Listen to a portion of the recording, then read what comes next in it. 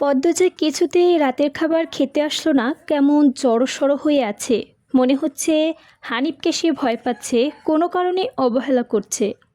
হানিফ 6 বছর সৌদিতে ছিল। তিনি মাস হলো দেশে ফিরেছেন 3 মাস। যতবার হানিফে বাড়িতে পা রেখেছে ততবারই পদ্মজা অজুহাত দিয়ে দূরে সরে থেকেছে। হেমলতার বিচক্ষণ সন্দেহ বাতিক মস্তিষ্ক মুহূর্তে ভেবে নিল অনেক কিছু। আজই এই লুকোচুরির ফয়সালা করতে হবে। হানিফ পদ্মজাকে দেখার জন্য অনেক ছলচাতুরি করেও সুযোগ পেল না। বিদ্যুৎ আসার ঘণ্টাখানেক পর হানিফ চলে যায়। পূর্ণা প্রেমা ঘরে ঢুকতেই পদ্মজা ঝাঁপিয়ে পড়ে তাদের উপর। রুদ্ধশ্বাস কণ্ঠে বলে, কতবার না না করেছি। লোকটার পাশে বেশিক্ষণ না থাকতে তোরও কোনো কথা শুনোস না আমার। পূর্ণা প্রেমা বিস্ময়ে হতবিহ্বল। পদ্মজা কখনো কোনো কিছু নিয়ে এভাবে নিষেধ করে না, তাহলে এখন কেন এমন করছে? হেমলতা রুমে ঢুকতেই পদ্মজা চুপসে গেল। পদ্ম, আমার ঘরে আয়। মায়ের এমন কাট আদেশ শুনে পদ্মজার কলেজার সুখে একটুখানি হয়ে যায়। পূর্ণা প্রেমা নিজেদের মধ্যে চাওয়াচাওয়ি করে। পদ্মজা থুকদুকানি হৃদস্পন্দন নিয়ে হেমলতার ঘরের দিকে গেল। হেমলতা মেয়ের দিকে সরু চোখে তাকিয়ে আছেন। পদ্মজার পায়ের আঙ্গুল খিচে দাঁড়িয়ে আছে।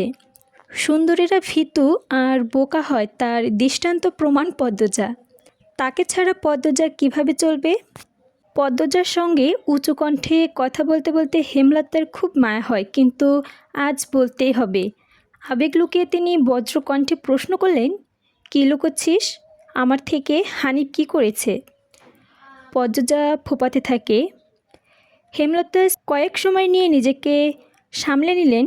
কণ্ঠ নরম করে বললেন, হানিফ ধরিবাজ লোক, সৎ ভাই বলে বলছি না। আমি জানি সে কতটা খারাপ, তার ব্যাপারে যে কোনো কথা আমি বিশ্বাস করব। তুই আমাকে বল, কী লুকোচ্ছিস? কী করেছে হানিফ? মায়ের আদুরে কণ্ঠে শুনে পদ্মজা বাঁধভাঙা নদীর মতো হুহ করে কেঁদে উঠল, লুটিয়ে পড়ল মায়ের পায়ে। বাড়িটি মোড়ল বাড়ি নামে পরিচিত। পদ্মজার দাদার নাম ছিল মিয়াফর মোড়ল। তিনি গ্রামের একজন সফল ব্যবসায়ী ছিলেন। 4 পুত্রের জন্মের পর তার জন্য 6 কাঠা জমির উপর টিনের বিশাল বড় বাড়ি বানিয়েছিলেন। টগবগে 2 পুত্র 16 বছর বয়সের আগেই 1971 সালে মুক্তিযুদ্ধ নিহত হন। ছোট ছেলে 8 বছর বয়সে কলেরা রোগে মারা যায়। বাকি থাকে বড় ছেলে মোর্শেদ মোড়ল। বর্তমানে এই বাড়িটি উত্তরাধিকার মোর্শেদ।